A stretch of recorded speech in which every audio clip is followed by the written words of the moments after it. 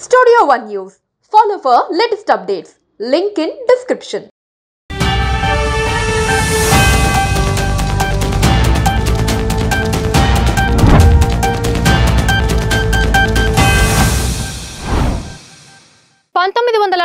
లో భారతదేశం స్వాతంత్ర్యం పొందిన వెంటనే మతాల ఆధారంగా దేశ విభజన జరిగింది. దాని ఫలితంగా పాకిస్తాన్ ఏర్పడింది. అయితే కాశ్మీర్ విషయంలో ఆ రాష్ట్ర మహారాజా హరి సింగ్ భారతదేశంలో విలీనం కావడంతో పాకిస్తాన్ దీనిని వ్యతిరేకించింది. ఇది మొదటి భారత్-పాక్ యుద్ధానికి దారితీసింది.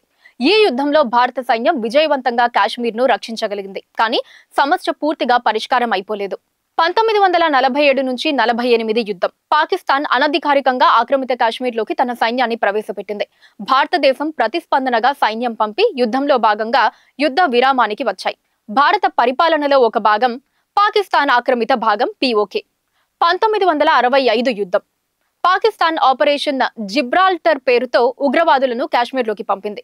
ఇది విఫలమై సంపూర్ణ యుద్ధానికి దారితీసింది. భారత సైన్యం తిరిగి వ్యూహాత్మక గెలుపును సాధించింది. ఉరలి, క్షిపణులు, బలవంతపు ప్రవేశాలు అన్నిటినీ ఉపయోగించిన యుద్ధం ఇది. 1971 యుద్ధం.